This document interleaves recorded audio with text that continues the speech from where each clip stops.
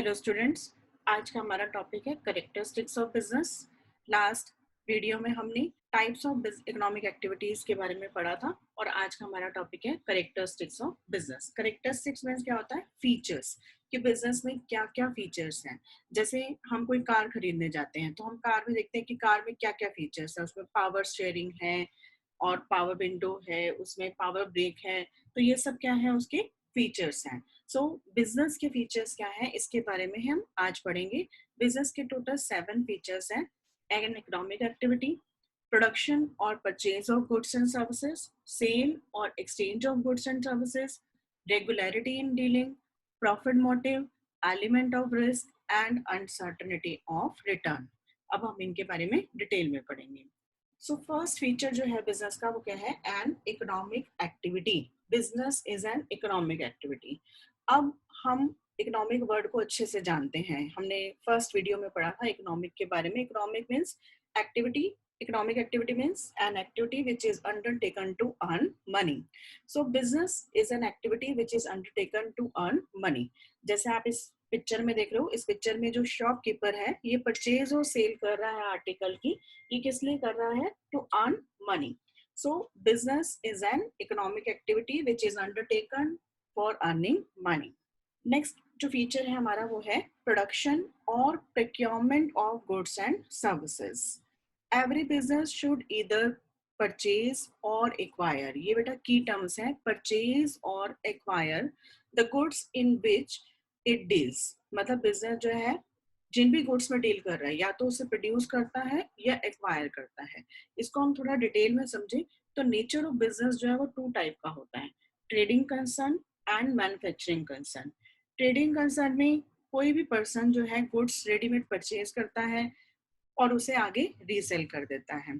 और manufacturing concern में पहले बिजनेसमैन रॉ मटेरियल परचेज करता है, रॉ मटेरियल से गुड्स प्रोड्यूस करता है, फिर उसे आगे सेल करता है। सो यहाँ पे जो वर्ड है to either produce, produce means manufacturer जो है खुद ही प्रोड्यूस करेगा, बिजनेसमैन खुद ही प्रोड्यूस करेगा गुड्स को। और acquire, acquire means trading concern, वो खुद प्रोड्यूस नहीं करेगा, वो कहीं से परचेज करेगा और उसे आगे कस्टमर्स को रीसेल करेगा। The goods in which it deals. Next point है गुड्स में consist of capital goods and consumer goods. 2 type की गुड्स होती हैं। कैपिटल गुड्स मीन्स जो हम मशीनरी वगैरह परचेज करते हैं। कई बिजनेसमैन भी गुड्स परचेज करते हैं, जैसे मशीनरी हो गया, अपने ऑफिस के लिए फर्नीचर को परचेज करते हैं, तो इन्हें हम बोलते हैं कैपिटल गुड्स।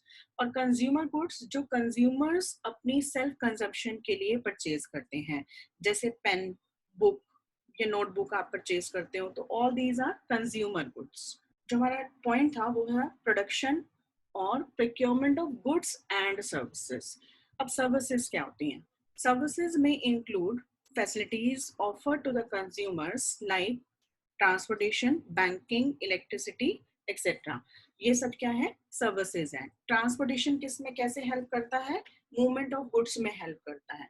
बैंकिंग आपको फाइनेंस प्रोवाइड करने में हेल्प करता है। इलेक्ट्रिसिटी सर्विसेज आपको इलेक्ट्रिसिटी प्रोवाइड करती हैं। So all these are services. Business जो है वो गुड्स में भी डील कर सकता है और सर्विसेज में भी डील कर सकता है। नेक्स्ट है सेल और exchange of goods and services. Sale हम किसकी करते हैं? गुड्स की। और एक्सचेंज हम किसकी करते हैं? सर्विसेज की। सो फीचर क्या है? सेल और exchange of goods and services. So there should be sale or exchange of goods or services between seller and buyer, and goods produced for self consumption is not a business। ये बहुत important point है कि अगर कोई businessman goods produce करके उसे self ही consume कर रहा है, अपनी कंजम्पशन के लिए यूज कर रहा है, तो वो उसका बिजनेस नहीं है।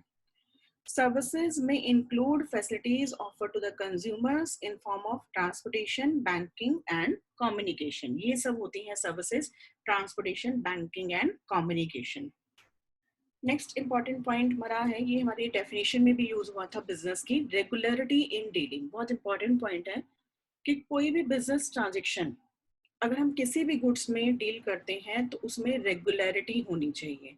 One single transaction never constitute of business. एक सिंगल ट्रांजेक्शन कभी भी बिजनेस नहीं होती है। फॉर एग्जाम्पल आपके पास यूज्ड बुक्स हैं या अनयूज्ड बुक्स हैं, अगर आप उसे OLX में सेल कर देते हो तो वो आपका बिजनेस नहीं है। आपको उस चीज में रेगुलर डीलिंग करनी पड़ेगी, तभी वो आपका बिजनेस बनेगा। Business involves dealing in goods and services on regular basis. Regularity होना बहुत जरूरी है। Next one is profit motive. Common feature है ये बिल्कुल ही कि the business activity must be intended to earn profit. कोई भी बिजनेसमैन जो है सोशल सर्विस करने के लिए बिजनेस नहीं करता, उसका मेन मोटिव जो है क्या होता है बिजनेस में प्रॉफिट अर्न करना। No business can survive for long without earning profit. अगर कोई बिजनेस रेगुलरली प्रॉफिट अर्न नहीं करेगा तो मार्केट में सर्वाइव नहीं कर पाएगा। It must earn profit for its survival, growth and expansion. Survival मतलब सबसे पहले मार्केट में एग्जिस्ट करना खुद को। तो अगर बिजनेस खुद को मार्केट में एग्जिस्ट करना चाहता है तो उसे प्रॉफिट अर्न करना पड़ेगा। और अगर business long period of time तक चल रहा है तो बिजनेस आगे अपनी एक्टिविटीज को ग्रो करना चाहता है, एक्सपेंड करना चाहता है। बिजनेस की एक ब्रांच है, बिजनेस दूसरी ब्रांच ओपन करना चाहता है, या बिजनेस एक प्रोडक्ट प्रोड्यूस कर रहा है दूसरा प्रोडक्ट प्रोड्यूस करना चाहता है, मीन्स वो ग्रोथ करना चाहता है, तो उसे प्रॉफिट अर्न करना पड़ेगा। Next one is element of risk. Risk means possibility of losses. So हर एक बिजनेस में रिस्क इन्वॉल्व होता ही होता है। In each business activity some amount of risk is always present. Risk means possibility of losses. So risk may occur due to unfavorable changes in the business. Unfavorable changes जैसे अभी latest example आपके पास है, अभी corona का जो lockdown चल रहा है, ये भी एक रिस्क का पार्ट है। इससे काफी बिजनेस को लॉस होने वाला है, काफी बिजनेसमैन को लॉस होने वाला है इससे। सो जो एनवायरनमेंट में चेंजेस हो रहे हैं, अनफेवरेबल चेंजेस हो रहे हैं, उस वजह से बिजनेस को लॉस हो सकता है। जैसे कॉमन आप एग्जांपल ले सकते हो, लॉस बाय फायर। आपकी गुड्स जो है मान लो वेयर हाउस में पड़ी हैं, गोडाउन में आपकी गुड्स पड़ी हैं और अचानक उसमें आग लग गई, तो ये भी अनफेवरेबल चेंज बिजनेस में माना जाएगा। So risk means possibility of profit, और ये रिस्क जितना ज्यादा होगा उतना ज्यादा प्रॉफिट होगा। Higher the risk higher will be the profit, और lower risk lower will be the profit. Next is uncertainty of return. Return means business को क्या रिटर्न मिलता है। हमने कंपैरिजन में पढ़ा था बिजनेस, प्रोफेशन एंड एम्प्लॉयमेंट के। बिजनेस की रिटर्न या रिवार्ड क्या होता है, प्रॉफिट अर्न करना।